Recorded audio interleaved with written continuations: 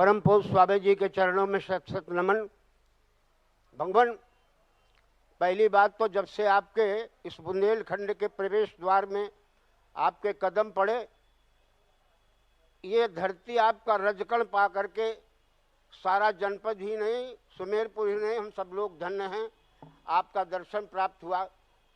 लेकिन समय समय पर मुझे फिरोजाबाद भी जाने का अवसर मिला, ललितपुर भी जाने का अवसर मिला, मैंने कुछ संस्कार देखे। लेकिन एक आपसे निवेदन है कि मुक्ति के लिए क्या विरक्त होना जरूरी है?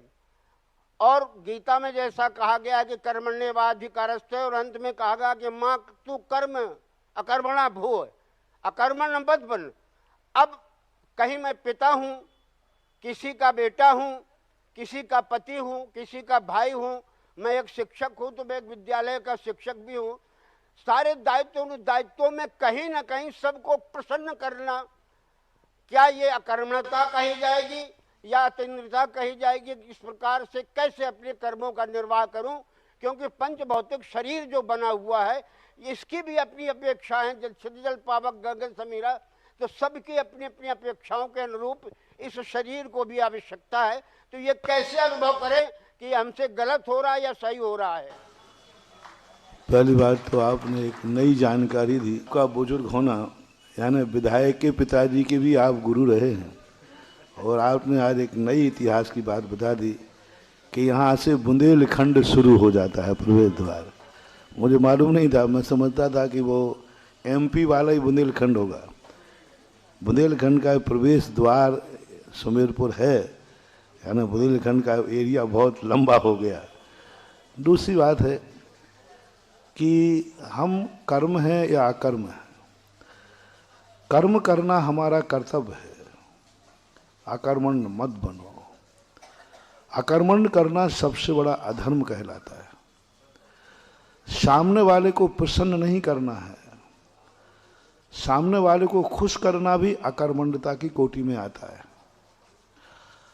हम जिस कार्य को कर रहे हैं, हमारे अभिप्राय में सामने वाले का हित होना चाहिए, चाहे वो प्रसन्न हो अथवा नाराज हो। अभी जैसे मैंने उदाहरण दिया था। स्वामी जी, इससे में एक प्रश्न और है। हाँ, कि जनक जैसा योगी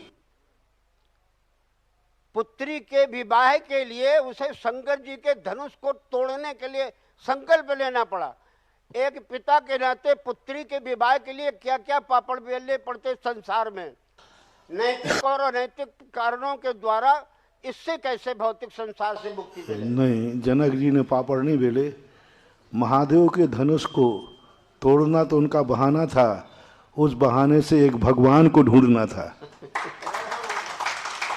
कि अपनी विदेही को, हम अपनी विदेही को भगवान को देना चाहते, महापुरुष को देना चाहते। अब महापुरुष हमें कैसे मिलेगा? हमारी इसे चरम चक्षुओं से, इस बुद्धि से देखने में आ नहीं सकती। महादेव का जो धनुष है यही महापुरुष को लाएगा, क्योंकि जो महापुरुष नहीं है वह धनुष को हाथ भी नहीं लगा पाएगा। इसलिए धनुष को तोड़ा नहीं है, उस बहाने श्री राम को खोजा है। ये तो उनकी खोज का तरीका था।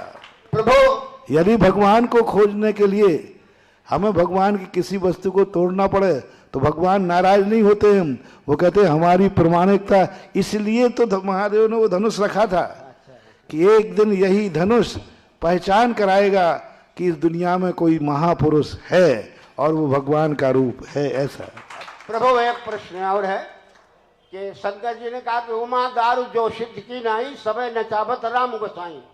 तो जो भी कर्म और अकर्म कर रहे हैं, कहते हैं प्रभु की कृपा से है।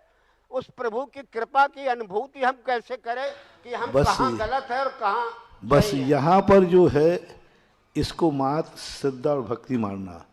अपन लोग बहुत बहानेबाज हैं, कर्म अपन करते हैं और थोप देते हैं भगवान के ऊपर। और सबसे बड़ी गलती तो कहाँ करते हैं? अच्छे कर्म करें तो मैंने किया, बुरे कहें तो क्या करूं, भगवान करा रहा है, मैं क्या करूं। तो ये हमारी भक्ति है। भगवान कोई भी हमारे से नहीं कराता, वो खुद इतना समर्थ है, वो अपने से क्यों कराएगा?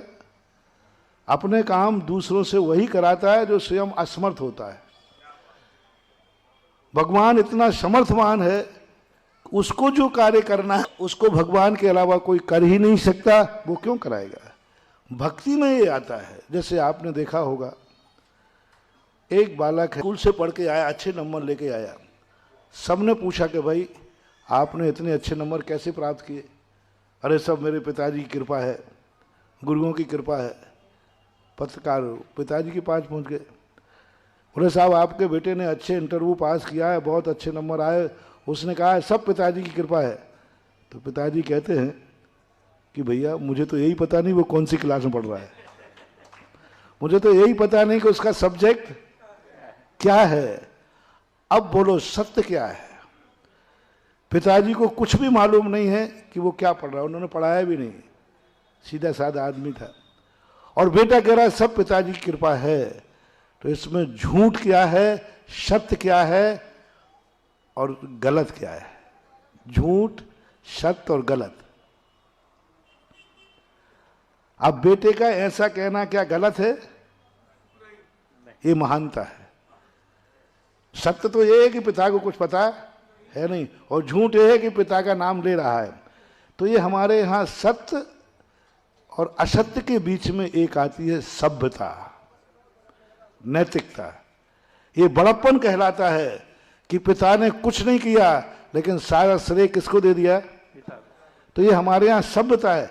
ऐसा ही अपन लोग भक्त लोग हैं, अपन भगवान जो कुछ भी अपन करते हैं सारा श्रेय किसको दे देते हैं? भगवान को दे देते हैं। भगवान किसी का कुछ नहीं करता धरता है। अब ऐसा काम देखना। अब दूसरा बालक था, हाँ एक मिनट गुरुजी, एक मिनट सुनो सुनो सुनो सुनो, एक मिनट। अब देखना, अब अपनी बदमाशी भी पकड़ लो थोड़ा सा, अपन कहाँ गड़बड़ी कर देते। अब ये बात सुनकर के सबको अच्छा लगा, अरे क्या बेटा है, सारी मैंने स्वयं में की और लेकिन श्रेय किसको दे दिया? बोलो इसकी सब में प्रशंसा होगी कि नहीं होगी? अब दूसरा बेटा था, वो फेल हो गया था। तो उसने सोचा कि इसने जो कुछ भी कहा वो ही मैं कहूँगा। इसने कहा कि क्यों भाई कैसे पार हो गया, क्या हुआ सब? तो उसने कहा कि ऐसा करने से पिताजी भी खुश और सब लोग खुश हो जाएंगे। वो फेल हुआ था, वो घर पहुंचा, क्या बात है बेटा, क्या बात है? बोले साहब ये फेल हो गया हूँ। बोले कैसे? सब पिताजी की कृपा है। पिताजी की कृपा? पिताजी ने उठाया डंडा, बोले मैं मर गया फीस दे दे करके तेरी। अब वो सोचता है मेरे दोस्त ने यही बात कही थी तो गले लगाया गया, और मैंने यही बात कही तो मुझे पीटा गया। अब बोलो कैसा रहा मामला? भगवान अपन को पीट देंगे? भगवान कभी गलत कार्य नहीं करता है, और संसार में गलत कार्य ज्यादा होते, अच्छे तो बहुत कम होते हैं। इसलिए ना इस दुनिया का भगवान करता है ना वो करवाता है। राम न मारे काऊ को राम न पापी होए, कर कर अपने काम खोटे करके स्वयं मर जाते। भगवान इतना दयालु। भगवान के हाथ में यदि सब कुछ होता तो क्या आज दुनिया में आतंकवादी होते? बोलो, क्या भगवान के हाथ में होता तो इतने पापाचारी होते, इतना अत्याचार होता? आज क्या संसार में हो रहा है? नहीं महानुभाव, भगवान बहुत पवित्र है, दयालु है। वो कभी कुछ भी गलत सोच ही, वो तो सदा अच्छा सोचता है, अच्छा देखता है, अच्छा करता है। लेकिन अपन को अच्छे कार्य होने पर श्रेय किसको देना है? ये सब भगवान की माया है, सब भगवान की माया है। ये भक्ति कहलाती है, इसको सभ्यता बोलते हैं। ऐसा मत